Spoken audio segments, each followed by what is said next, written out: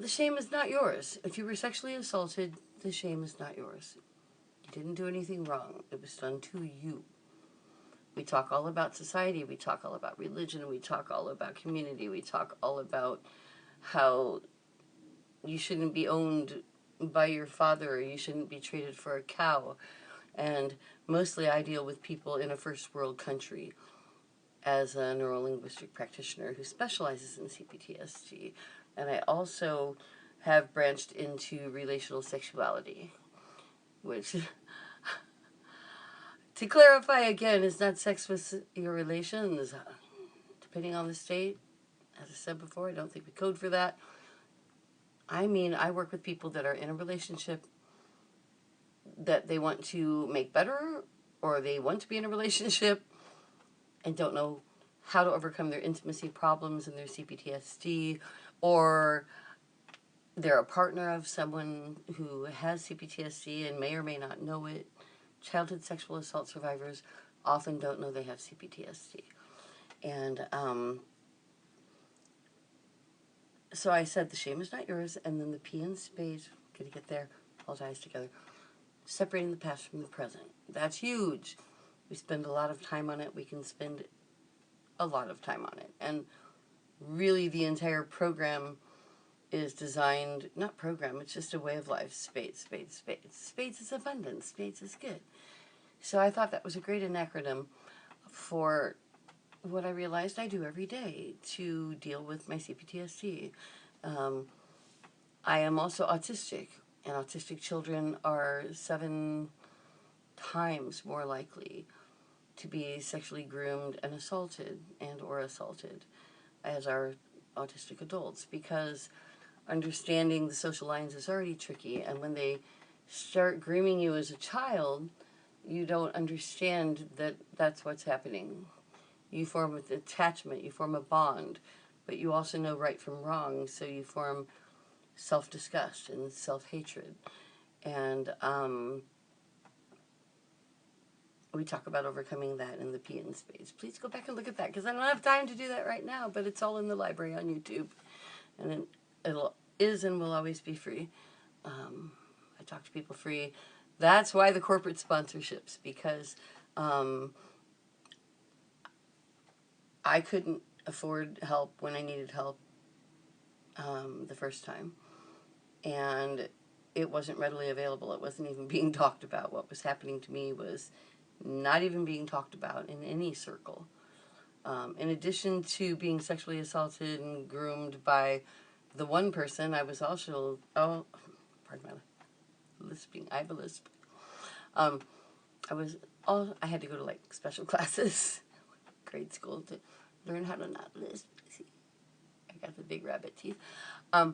Anyway, so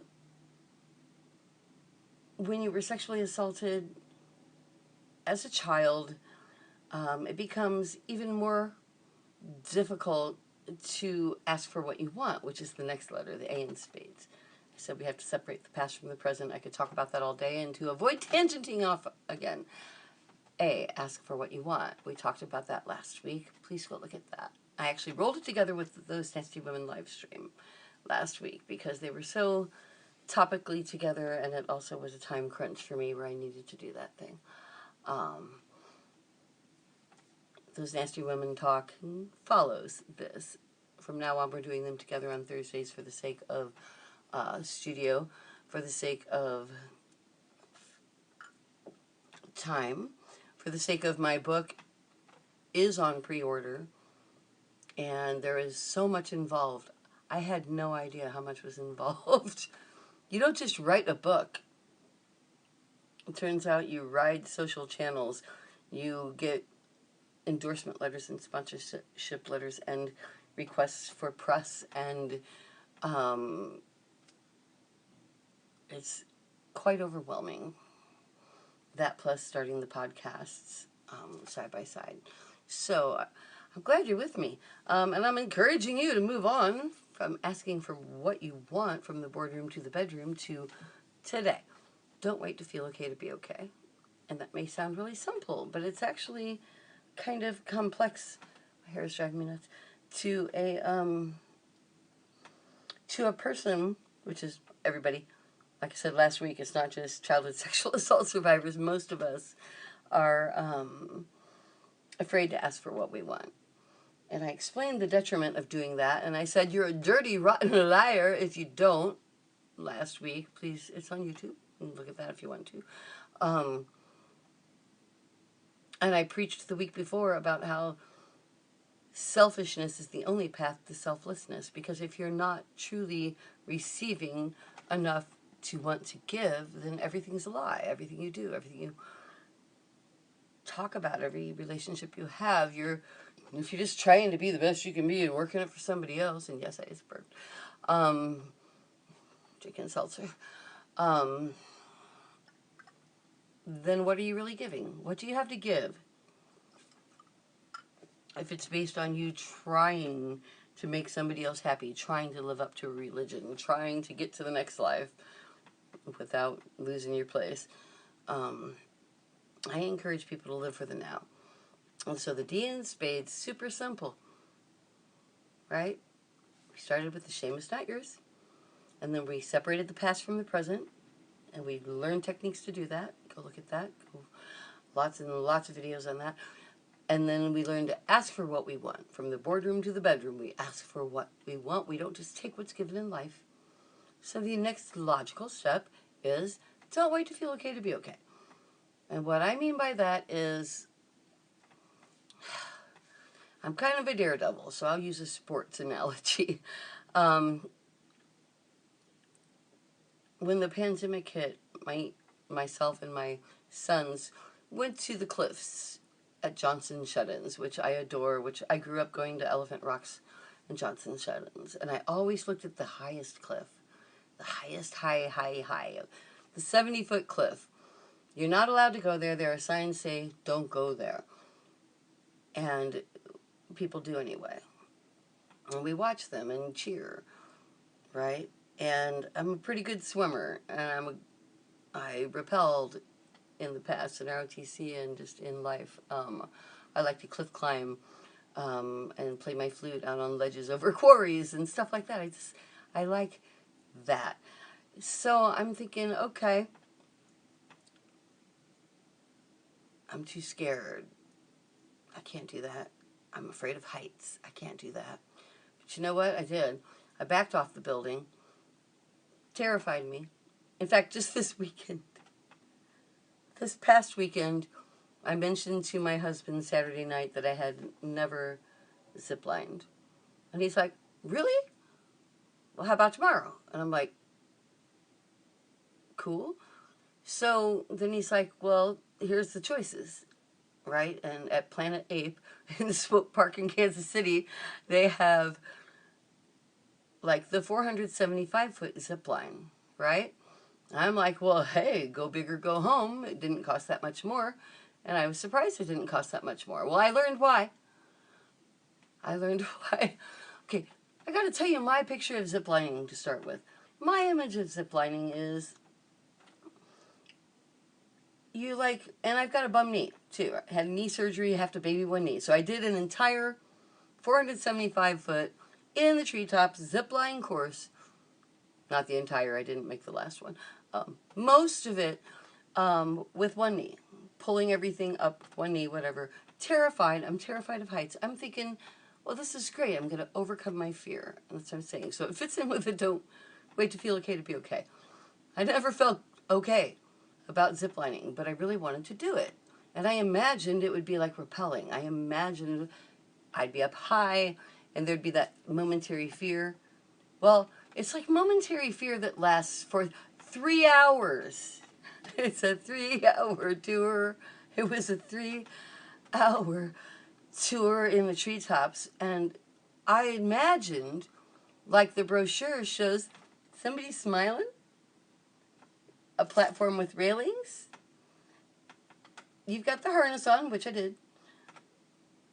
But the platform and the railings and the person smiling, that's at the beginning. You don't see another soul until you either call for helicopter rescue or get out of the trees. And I cried. I cried. I burst into tears like at least 4 or 5 times, but I kept going. And you get to come down. You get to zip line down 4 times. If you do all 4, I did 3. And I managed to do it without using my knee. I was terrified every step of the way. I never got used to it, but I didn't wait until I thought I could handle it to do it. I knew that I had to do it to handle it. And so across a bigger thing in life, other than my utter terror, I mean, I was like praying to gods I don't believe in. I was like, if I get to the ground, I will never ever go back up again. And that was after 2, and then I did. Number 3, to not let my husband down. And it's like, I'm frugal. It's like, it's bought and paid for. I'm terrified, but I'm going to do it. And I did.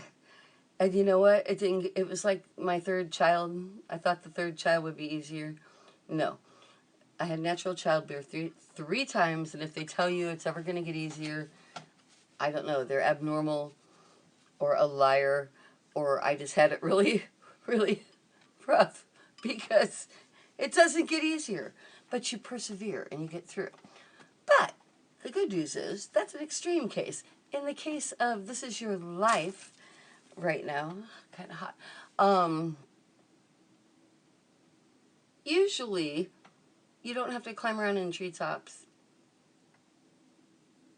hooked onto one wire onto... We're not going to go back there. We're not going to go back there. Usually you just want to go to the party, you know? You want to go to the barbecue, but you're scared. You don't feel right. It's doubly hard for us autistics. I'm so much more comfortable in front of a camera than I am with real people. Like, I don't go to dinner parties because I don't know what I would say. And I'm even writing my book through live streams that I then alter. I can write, but it's faster to talk it all out. And I glean a lot from talking with the people online that I do. And like I said, I don't charge anything. I am a neurolinguistic practitioner now. I want to charge institutions and places to sponsor workshops, not human beings that need help with their cPTSD forgetting it. So that's not going to happen. You can download and donate if you would like, or it's free if you don't want to donate. You don't have to. Linda, K-A-Y, Gifford, it's not on the label, should be. Lack of congruity, some merits. But Linda, K-A-Y, Gifford, songs.com will take you to my music site. Del McCoury cut my song, Fire in the Flame, and turned it into bluegrass.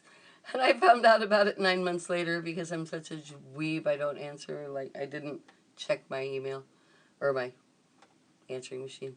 Phone thing, voicemail, final answer. I didn't check my voicemail. And then I get this, like, message, voicemail at a wine show. We've been trying to find you for 9 months. Del McCoury cut your song. Who's your publisher? I'm like, what? Shut up. So I'm like, I don't have a publisher. So I called up Jonathan Pines, who produced my CD, which was also a fluke because I made a 5-song demo in a farmhouse with one microphone in the middle of the room, and my friends gave it to Jonathan Pines, who produced, like, or engineered, Counting Crows and Alison Krauss and Wilco and people, and he's like, I want you to record here, and I'm like, I ain't got no money. Well, I had $5,000 from a settlement, and he said that'll work, and then he cut me a deal and knocked off the last 1,000. When I gave him 1,000 to make it up to 4,000, he's like, and you're done. So thank you, Jonathan Pines. So I never felt okay about putting the song Little Girl on that CD. It started a movement. It started SweetSurvivor.com, which started the Sweet Survivor action and hero teams, which started helping actively with FBI and police to save people. putting myself out there when it was entirely uncomfortable. Lost me my family. Even though my assailant admitted it and thinks he apologized, but it wasn't one I will accept. I'm sorry you got mixed up in our shit. Does not substitute for I'm sorry I coerced you into sexual acts as a 12-year-old and beyond, and ultimately raped you repeatedly for years. You know, that is not covered under I'm sorry you got mixed up in our shit. But I have been terrified every step of my life, and I have mostly gotten what I've accomplished. Probably my autism. Probably I just get drilled in on what I'm going to do, and I do it. You know? Like right now, I decided to record 3 CDs simultaneously, side by side, and I'm doing it. Hell Hath No Fury. The quiet title is Like a Woman Scorned, but we all know the other half, so I'm just going to call it Hell Hath No Fury. And I'm going to be toasting my marshmallow over the fires of hell. I already got the artwork started. Over the fires, just a photograph of me toasting my marshmallow, like I always do. I love to camp, hike. So, flannels, you know. And I want a sunset falling. I want trees on the edges. And I want my artist friend to draw, Jeff Williams and Niley, to draw ghouls, like demons in the flames, subtly coming up, trying. And I'm just going to toast my marshmallows over them. So we're going to record Hell Hath No Fury. And then we're going to record Missouri simultaneously. They're all happening with different players in different places. I'm recording Missouri Bluegrass, which I never did bluegrass. I write all kinds of music, from jazz to classical to reggae to, it just comes out. I don't write music. I just hear it in my head. I always have. It's just like complete. And then I had kids and like raised them. So I have a backlog now that my 19-year-old is not quite, but largely self-supporting. Mama's going to get it all done. I don't believe in ageism.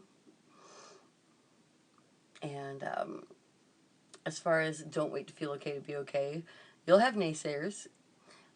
One of my ex-friends, not like there was a fight so much as I just choose what kind of energy I have. I still wish her so much wellness. But I can't listen to, who do you think you are? Why should anybody listen to you? And it's like the implication that I'm an egomaniac because I decided to share my experience, because I decided to actually go to school and become a neurolinguistic practitioner and work with people with cPTSD like myself, that I decided to figure out what I've done to be successful in managing it and put it into the SPADES program, that these things are interpreted by somebody as egocentric or self-serving. That's where part of Don't Wait to Feel Okay to Be Okay is severing ties. Severing ties. You don't have to sever love to sever ties. I had to sever ties with my sister. I didn't have to. I went to see her. I had a bunch of clothes for her. I brought my sister pillow in the car. I was so excited to tell her about my book. I was so excited to explain the TED Talk coming up. I was so excited about everything. I had asked her husband, I used to be in his band, like his backup, years ago, and we had a reunion coming up, and I was so excited. And that night just went all to hell. It was like, this isn't polite conversation, yelling, screaming, I never want to speak to you again, followed by social media lies saying that didn't happen, though I've got literal proof, thanks to my shrewd husband. And it's like, I can love them from afar, but I can't respect the way that they're treating me, and I cannot disrespect the way that I am expressing myself. And therein lies the don't wait to feel okay to be okay. None of this feels okay. It doesn't feel okay to be talking to you about sex on a camera. It doesn't feel okay to have family members cut me off. It doesn't feel okay to have to beg and tell my story, I like to call it reality, to try to get consent legislation changed as an advocate for CAN, for the Consent Awareness Network. None of this feels okay. If it felt okay, I'd just be writing my songs. I have so many songs. I can make my living being a musician. I have done this thing for decades. I am begging and imploring upon you to go visit sweetsurvivor.com. Check out what we have. You can connect to RAIN if you are in need of help or guidance. Right up top. You can connect to Thorn if you know something, if you've seen something suspicious. Right up top. You can connect to the video library if you need to research a particular topic, not just myself, but other videos I've saved, and music playlists. Right up top. Everything's free. There's a store there. You're welcome to support women and community artists and entrepreneurs. There's a link. You don't have to by any means. There's a link to the Consent Awareness Network so that you can learn about legislation needs. There's a link to Joyce M. Short's book she founded the Consent Awareness Network. And her books just define what it's like to be unable to legally go after, and why it's that way, why the legal system is set up in such a way that rapists are afforded more respect in the legal system than rapees are. And that goes back to the top of SPADES. The shame is not yours. So get out there and do what you're going to do. Even people that weren't raped as children have problems getting out there and doing what they want to do. So this is for everybody. Get out there. Don't wait to feel okay to be okay. The more you do what you want to do, the more okay you're going to feel. That's just the way it is. So, on that note, I think I'll leave you for the moment. I'm going to come back with those nasty women. This was Surviving Spades, where I specifically was talking about the D in spades today. We'll go on to Educate and Advocate tomorrow. Not tomorrow, next week. But Those Nasty Women Talk follows. And it won't be evergreen. It's going to be pretty specific, liberal and bitching. If you don't like that sort of thing, don't come back. But I'm going to go have a break and get back on with Those Nasty Women Talk. Please check out sweetsurvivor.com while you're at it. And we really need angels. 5